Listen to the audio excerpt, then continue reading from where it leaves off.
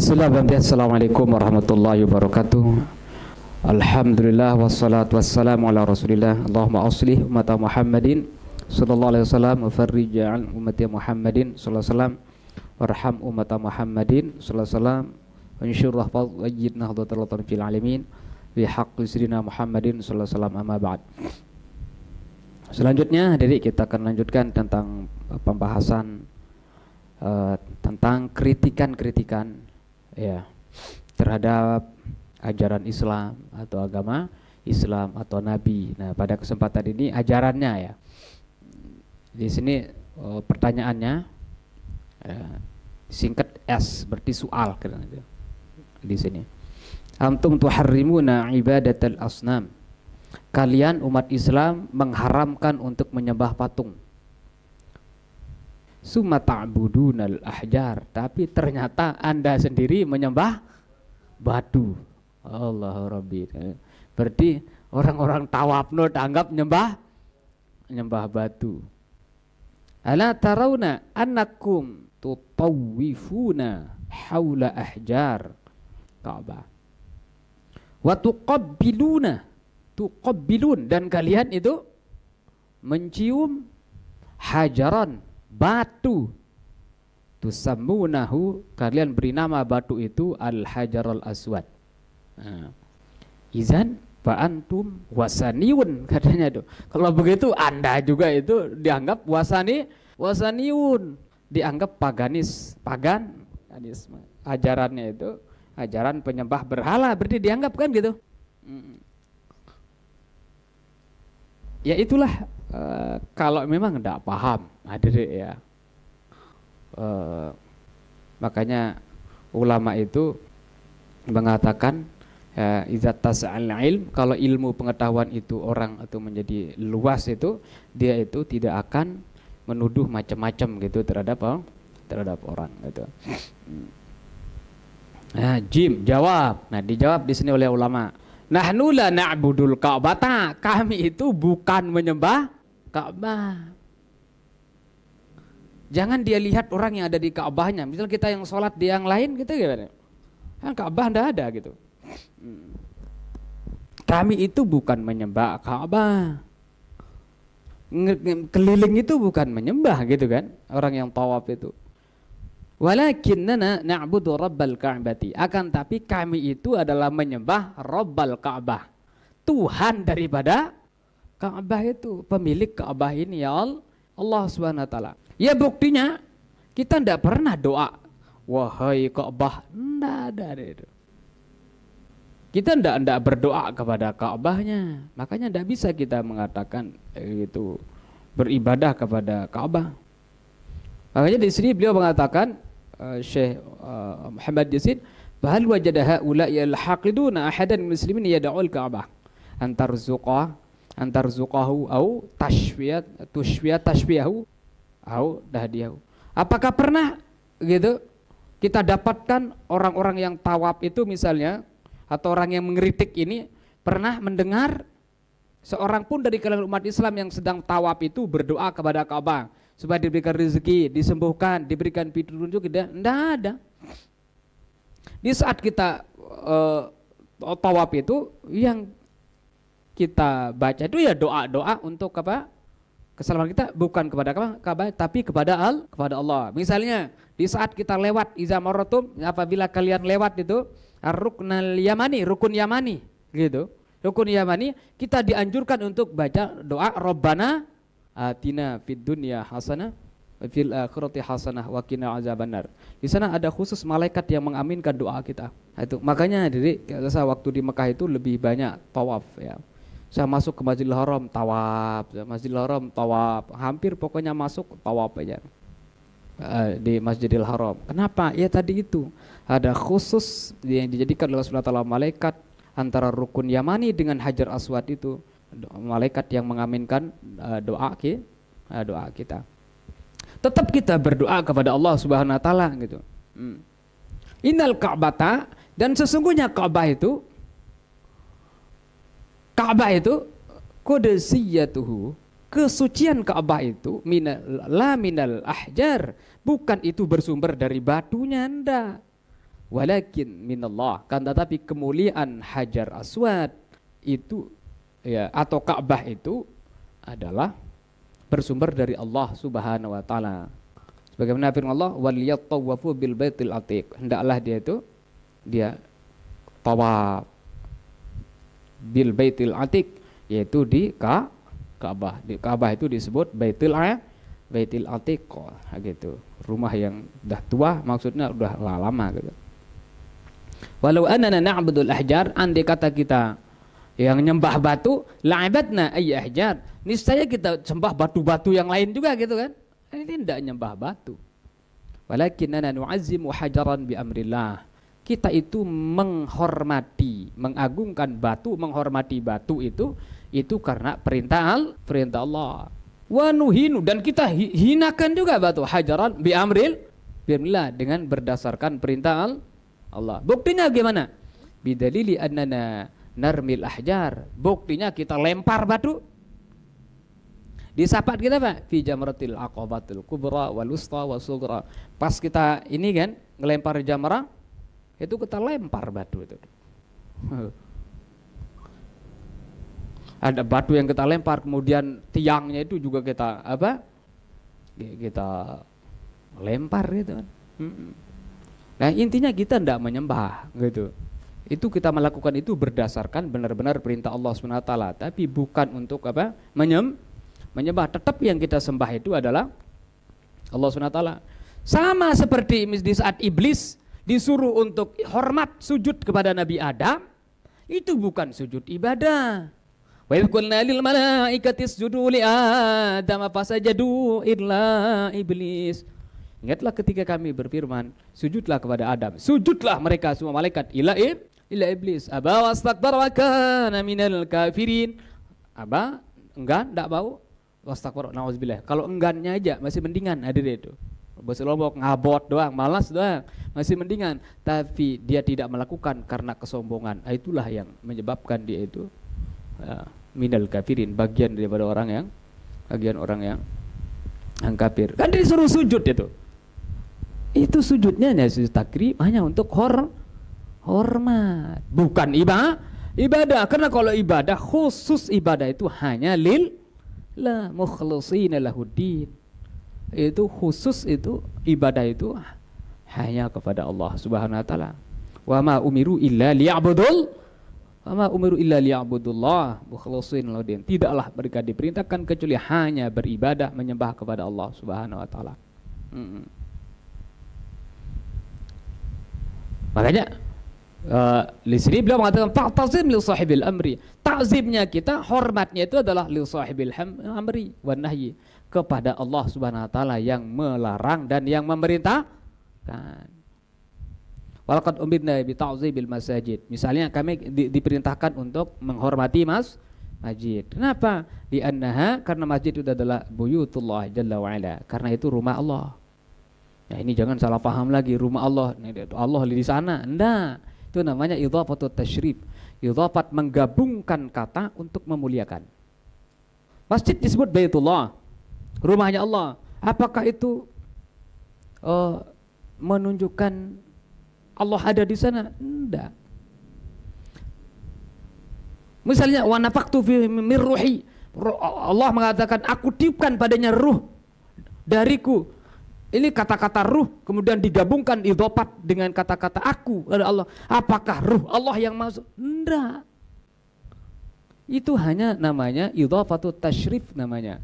Menggabungkan sebuah kata dengan lafaz Allah atau lafaz aku dari Allah tadi itu litasyrif, adalah untuk memuliakan, bukan berarti misalnya naqatullah, hazihi naqatullah, ini unta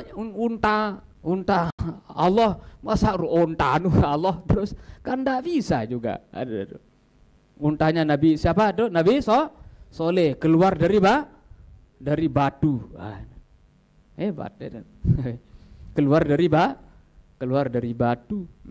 Hazihi naqatullah, ini unta Allah. Masa berarti ini unta Allah terus kita katakan terus unta itu adalah Allah? Enggak kan gitu.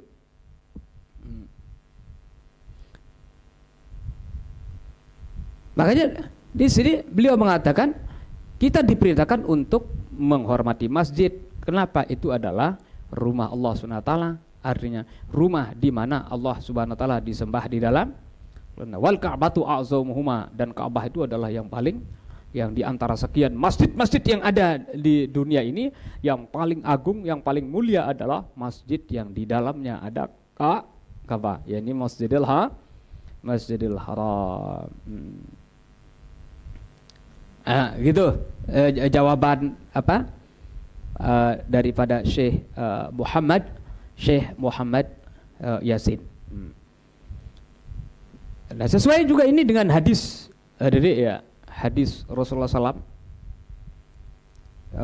Sayyidina Umar ya, ini yang mengatakan kama qala Sayyidina Umar, sebagaimana Sayyidina Umar mengatakan hina qabbalah, ketika mencium Hajar Aswad. Apa kata beliau? Kata Sayyidina Umar, wallahi, demi Allah, inni la'alamu, sungguh aku ini mengetahui, annaka hajarun, sungguhnya engkau itu adalah batu, la tamfa'u wa la tadur, tidak bisa memberikan manfaat dan tidak bisa memberikan mudarat. Walaula anni, seandainya aku tidak raitu Rasulullah SAW qabbalaka, andai kata aku tidak melihat Rasulullah mencium Anda, ma qabbaltuka, aku tidak akan mencium Anda. Itu kata Sayyidina Umar. Subhanallah. Dan ini juga ada maziah daripada apa? Hajar Aswad itu. Innal hajarul aswad ayatun min ayatillahi jalla wa'ala. Hajar Aswad itu adalah merupakan salah satu daripada tanda-tanda kebesaran dan kekuasaan Allah Subhanahu wa taala. Kenapa? Li'annahu al-hajar, karena sesungguhnya Hajar Aswad itu adalah satu-satunya al-hajarul wahid alladzi la tanmu alaihi mikrubat. Satu-satunya batu yang tidak berkembang, tidak bisa untuk menjalar atau berkembang mikrubat, virus-virus, kuman-kuman yang ada di sana. Coba bayangkan ada itu. Sekian banyak orang yang mencium Hajar Aswad itu. Ya Allah. Nanti orang-orang yang mencium Hajar Aswad itu nangis-nangisan di sana. Kita tidak tahu, benar bisa jadi ingusnya keluar waktu nangis kan. Berarti otomatis nempel ke batu itu kan. Tapi mati.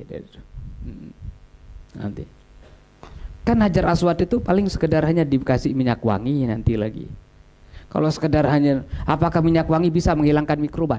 Bisa mengulangi virus? Nah bisa.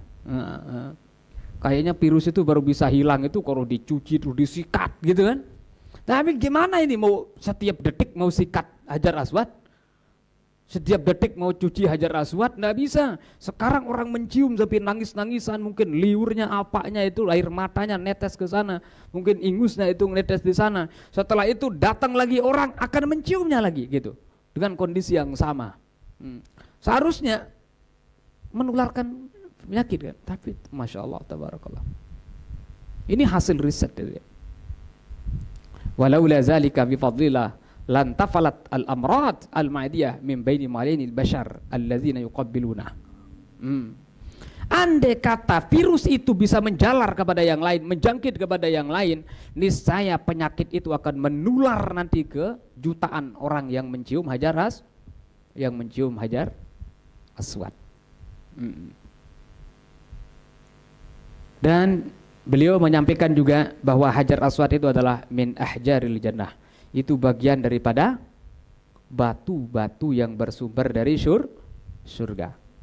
Qala Rasulullah bersabda, laula ma massal hajar min anjasil jahiliyah ma massahu zu'ahatin illa syufya. Seandainya gitu, seandainya tidak ada yang pernah menyentuh batu itu berupa najis pada zaman jahiliyah, berarti ya batu-batu itu dianggap najis di sini bukan berarti dalam arti kata kotoran yang hissi ya, yang nyata, enggak, bukan begitu adik ya. Ya. Laula ma massal hajara min anjasil jahiliyah. Seandainya tidak ada sesuatu yang pernah menyentuh Hajar Aswad itu dari kotoran-kotoran zaman jahiliyah, ma massahu zu'ahatin illa syufya. Tidaklah Hajar Aswad itu disentuh oleh seorang kecuali orang yang sakit itu, yang menyentuhnya akan menjadi sembuh penyakitnya. Kalau bahasa kita apa sekarang intinya ya, udah kayak udah luntur adanya gitu ya. Luntur apa? Mazyah ya, mazyah. Kelebihan bisa menyembuhkan. Andai kata tidak pernah disentuh oleh ya tangan-tangan jahiliyah atau hidung-hidung orang yang sudah mungkin menyembah berhala dan sebagainya, nanti batu itu di saat disentuh oleh orang yang sakit maka akan menjadi sembuh. Itu karena bersumber dari surga gitu. Nah, kemudian berikutnya hadirin ya, ini kan tuduhan dari non muslim. Ini kritikan dari semuanya ini hadirin ya, kritikan dari non muslim. Makanya judulnya di sini yaitu Rududu Ulama'il Muslimin ala Syubhatil Mulhidin wal Mustasyrikin. Itu membantah, artinya ulama-ulama yang membantah terhadap syubhat, tuduhan-tuduhan yang tidak jelas dari kalangan orientalis, dari kalangan ateis atau kalangan yang tidak mengakui Tuhan. Nah, makanya beliau di sini dalam membantah itu bukan hanya pakai referensi kitab Islam saja, enggak. Di sini beliau banyak menjelaskan tentang kasus-kasus atau kejadian-kejadian yang sama ya dengan apa yang dia tuduhkan. Tadi dia tuduhkan orang tawaf keliling dianggap itu ibadah, padahal tidak. Walaqad jaa fil kitabil muqaddas, dan sungguh terdapat juga di dalam kitab suci yang dianggap kalau kita menganggapnya kitab Taurat, Zabur, Injil itu kitab suci namanya, ada ya. Karena belum yang tidak ditahrif gitu, yang tidak dirubah.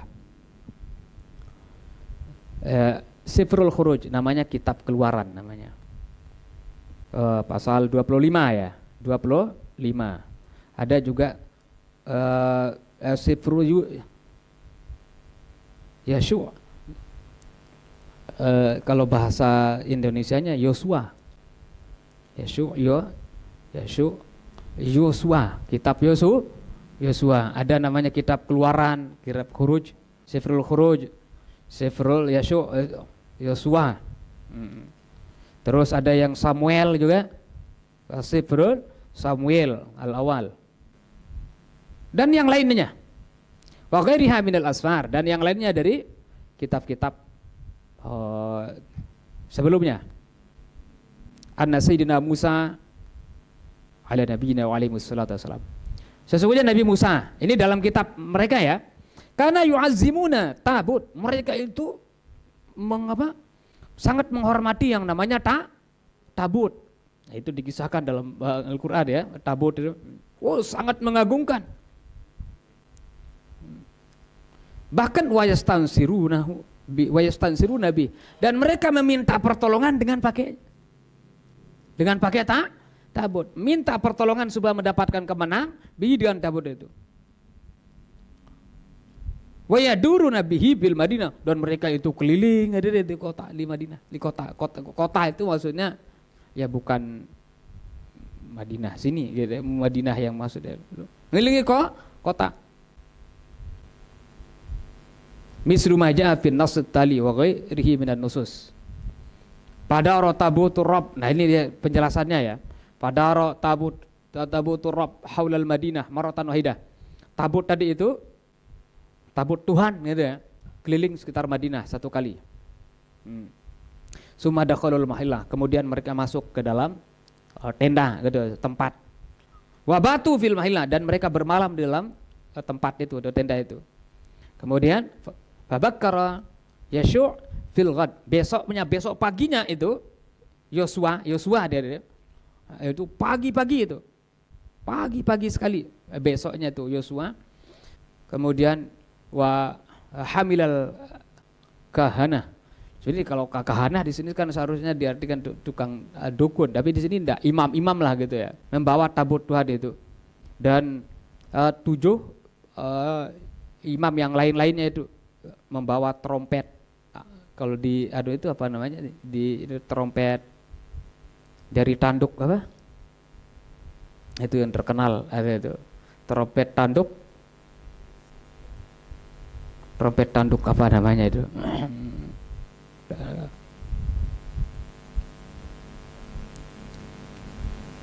Itu dia keliling gitu.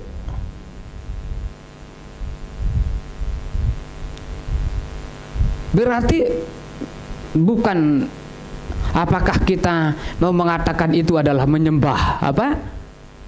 Menyembah tabut kan enggak, atau menyembah kota karena kotanya yang dikelilingi enggak gitu.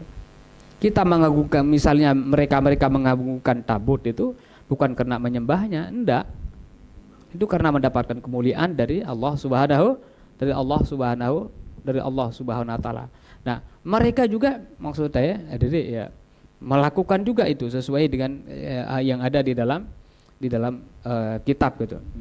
Kemudian wadaru fil Madinah fil yaumis sani. Kemudian pada hari yang kedua muter lagi di kota maratan wahidah.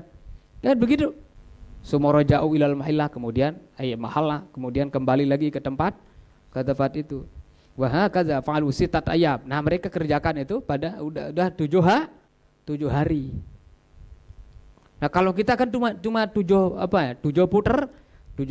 Nah, mereka ini melakukannya bahkan 7 kali. Wa kana fi yaumis sabi, dan pada hari yang